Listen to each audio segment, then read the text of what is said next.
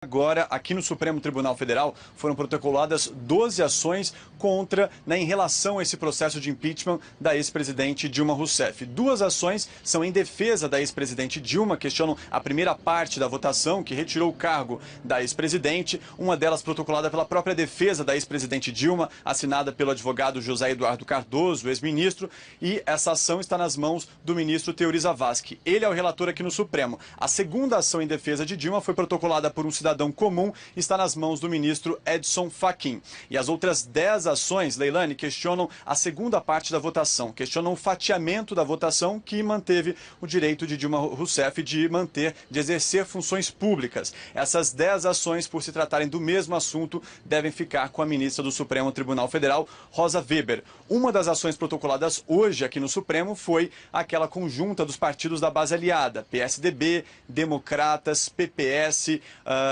quem também assinou foi o Solidariedade e, por fim, o PMDB também decidiu assinar. Então, é uma ação conjunta em relação a 5 partidos. Essa assinatura do PMDB foi também uma forma de tentar pacificar a base aliada, foi um gesto do PMDB para mostrar que não houve um acordo aí por trás dos bastidores para tentar salvar, manter, né, os direitos da ex-presidente Dilma de exercer funções públicas. Essa votação do PMDB foi bastante criticada por partidos da base aliada. O Ronaldo Caiado, líder do Democratas no Senado, por exemplo, ele até hoje mantém o discurso de que houve um acordo entre o PT e o PMDB para manter esse direito da ex-presidente Dilma Rousseff. Romero Jucá, que é o presidente do PMDB, sempre negou a existência desse acordo. Inclusive, o Ronaldo Caiado hoje disse que foi um gesto de deselegância de não ter avisado a base aliada de que havia esse acordo, e Ronaldo Caiado também afirmou que não cabia ao presidente do Senado, Renan Calheiros, fazer aquele discurso antes da segunda votação,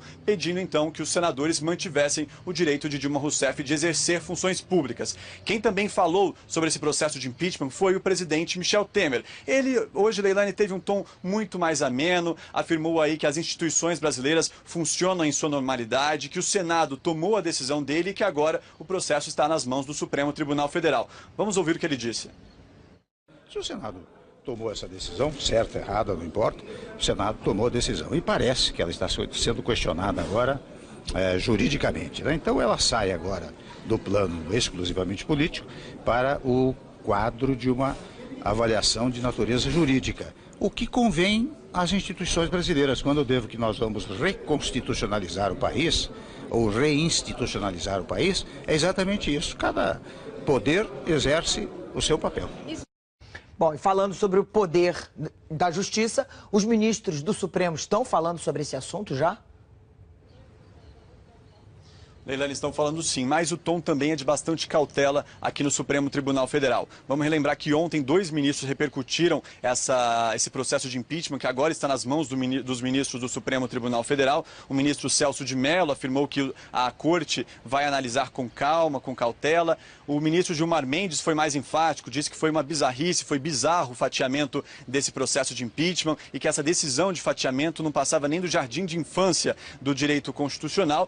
E hoje a gente ouviu aí mais outros 3 ministros, todo mundo também com um tom um pouco mais de cautela. Gilmar Mendes também teve um tom um pouco mais ameno. E hoje quem conversou com a nossa equipe também foi o ministro Luiz Fux. Vamos ouvir o que eles disseram.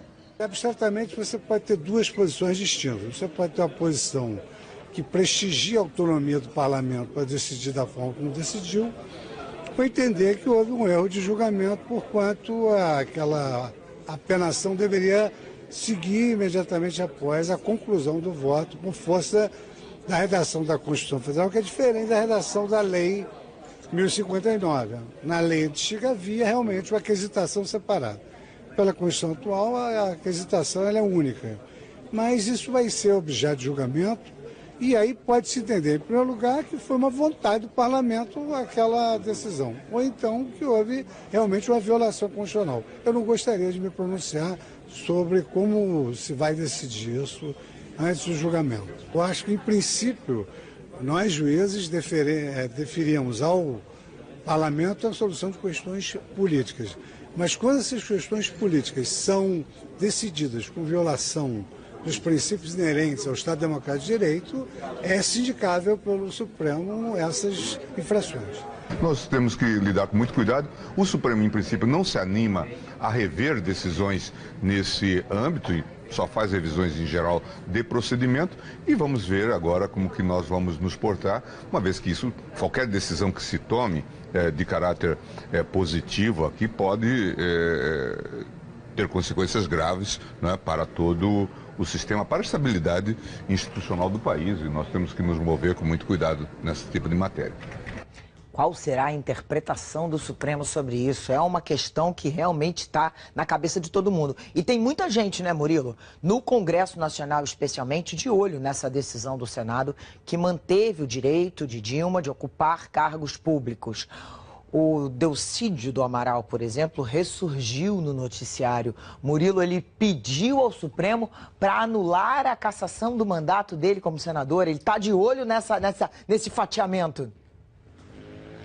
Pois é, né? A reverberação do impeachment, né, Leilani? Vamos explicar, então, o que aconteceu com o Delcídio do Amaral. A defesa dele protocolou uma ação, aqui um recurso no Supremo Tribunal Federal, pedindo a anulação da votação que cassou o mandato dele, alegando que durante o processo houve vários atropelos, é essa a expressão que a defesa usa, houve vários atropelos que cerceou o direito de defesa de Delcídio do Amaral. Entre esses atropelos estaria aí a falta de uma notificação prévia para a defesa e também o fato do processo ter corrido no Senado, enquanto o Delcídio do Amaral estava de licença médica. Então é isso que a defesa de Delcídio do Amaral pede, que o processo seja anulado. Mas, se o Supremo Tribunal Federal não entender pela anulação desse processo, ele pede então que o Supremo mantenha parte dos direitos políticos que foram retirados dele, se baseando então na votação do impeachment da ex-presidente Dilma Rousseff. Mas aí eu vou explicar para vocês. A gente tem questões aí um pouco diferentes em relação ao processo do Delcídio e o processo de impeachment da ex-presidente Dilma Rousseff. Porque no caso de Delcídio, o mandato dele foi cassado pelo Senado, né? E por conta desse mandato dele ter sido cassado, ele foi enquadrado na lei da ficha limpa e por ser enquadrado na lei da ficha limpa, ele ficou, então, inelegível. Mas o caso da ex-presidente Dilma Rousseff não se encaixa no caso da lei da ficha limpa. Então são questões diferentes que agora vão ser analisadas pelo Supremo Tribunal Federal. Leilani. Murilo, muito obrigada pelas informações.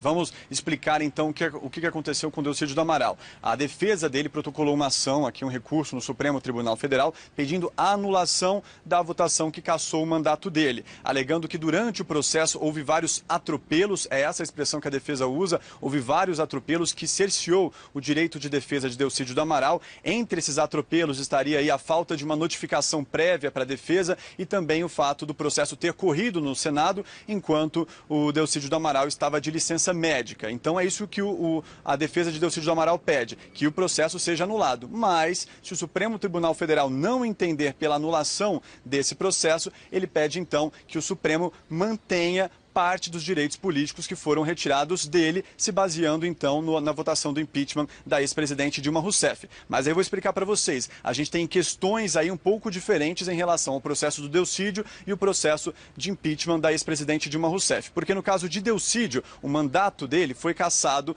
pelo Senado, né? E por conta desse mandato dele ter sido cassado, ele foi enquadrado na lei da ficha limpa e por ser enquadrado na lei da ficha limpa, ele ficou, então, inelegível. Mas o caso da ex-presidente Dilma Rousseff não se encaixa no caso da lei da ficha limpa. Então são questões diferentes que agora vão ser analisadas pelo Supremo Tribunal Federal. Leilani. Murilo, muito obrigada pelas informações. base aliada. O Ronaldo Caiado, líder do Democratas no Senado, por exemplo, ele até hoje mantém o discurso de que houve um acordo entre o PT e o PMDB para manter esse direito da ex-presidente Dilma Rousseff. Romero Jucá, que é o presidente do PMDB, sempre negou a existência desse acordo. Inclusive, o Ronaldo Caiado hoje disse que foi um gesto de deselegância de não ter avisado a base aliada de que havia esse acordo, e Ronaldo Caiado também afirmou que não cabia ao presidente do Senado, Renan Calheiros, fazer aquele discurso antes da segunda votação, pedindo então que os senadores mantivessem o direito de Dilma Rousseff de exercer funções públicas. Quem também falou sobre esse processo de impeachment foi o presidente Michel Temer. Ele, hoje, Leilani, teve um tom muito mais ameno, afirmou aí que as instituições brasileiras funcionam em sua normalidade, que o Senado tomou a decisão dele e que agora o processo está nas mãos do Supremo Tribunal Federal. Vamos ouvir o que ele disse. Se o Senado tomou essa decisão, certa, errada, não importa, o Senado tomou a decisão. E parece que ela está sendo questionada agora juridicamente, né? Então ela sai agora do plano exclusivamente político para o quadro de uma avaliação de natureza jurídica. O que convém às instituições brasileiras, quando eu devo que nós vamos reconstitucionalizar o país, ou reinstitucionalizar o país, é exatamente isso. Cada poder exerce o seu papel. Bom, e falando sobre o poder da Justiça, os ministros do Supremo... Eu não gostaria de me pronunciar sobre como se vai decidir isso antes do julgamento. Eu acho que, em princípio, nós juízes deferíamos ao parlamento a solução de questões políticas. Mas quando essas questões políticas são decididas com violação dos princípios inerentes ao Estado Democrático de Direito, é sindicável pelo Supremo essas infrações. Nós temos que lidar com muito cuidado. O Supremo, em princípio, não se anima a rever decisões nesse âmbito e só faz revisões, em geral, de procedimento. E vamos ver agora como que nós vamos nos portar, uma vez que isso, qualquer decisão que se tome de caráter positivo aqui pode ter consequências graves, né, para todo o sistema, para a estabilidade institucional do país, e nós temos que nos mover com muito cuidado nesse tipo de matéria. Qual será a interpretação do Supremo sobre isso? É uma questão que realmente está na cabeça de todo mundo. E tem muita gente, né, Murilo, no Congresso Nacional especialmente, de olho nessa decisão do Senado que manteve o direito de Dilma de ocupar cargos públicos. O Delcídio do Amaral, por exemplo, ressurgiu no noticiário. Murilo, ele pediu ao para anular a cassação do mandato dele como senador. Ele está de olho nesse fatiamento. Pois é, né? A reverberação do impeachment, né, Leilani? Agora, aqui no Supremo Tribunal Federal, foram protocoladas 12 ações em relação a esse processo de impeachment da ex-presidente Dilma Rousseff. 2 ações são em defesa da ex-presidente Dilma, questionam a primeira parte da votação, que retirou o cargo da ex-presidente. Uma delas protocolada pela própria defesa da ex-presidente Dilma, assinada pelo advogado José Eduardo Cardoso, ex-ministro, e essa ação está nas mãos do ministro Teori Zavascki. Ele é o relator aqui no Supremo. A segunda ação em defesa de Dilma foi protocolada por um cidadão comum e está nas mãos do ministro Edson Fachin. E as outras 10 ações, Leilani, questionam a segunda parte da votação, questionam o fatiamento da votação que manteve o direito de Dilma Rousseff de exercer funções públicas. Essas 10 ações, por se tratarem do mesmo assunto, devem ficar com a ministra do Supremo Tribunal Federal, Rosa Weber. Uma das ações protocoladas hoje aqui no Supremo foi aquela conjunta dos partidos da base aliada, PSDB, Democratas, PPS, quem também assinou foi o Solidariedade e, por fim, o PMDB também decidiu assinar. Então, é uma ação conjunta em relação a 5 partidos. Essa assinatura do PMDB foi também uma forma de tentar pacificar a base aliada, foi um gesto do PMDB para mostrar que não houve um acordo aí por trás dos bastidores para tentar salvar, manter, né, os direitos da ex-presidente Dilma de exercer funções públicas. Essa votação do PMDB foi bastante criticada por partidos da base. Estão falando sobre esse assunto já?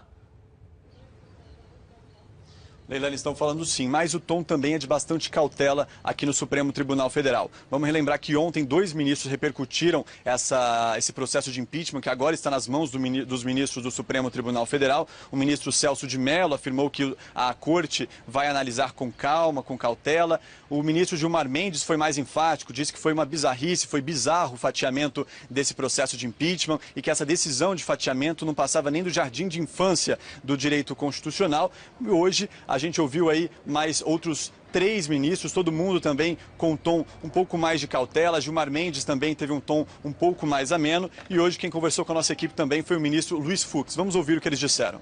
Certamente você pode ter 2 posições distintas. Você pode ter uma posição que prestigia a autonomia do parlamento para decidir da forma como decidiu, ou entender que houve um erro de julgamento, porquanto aquela apenação deveria seguir imediatamente após a conclusão do voto, com força da redação da Constituição Federal, que é diferente da redação da Lei 1059. Na lei antiga havia realmente uma aquisitação separada.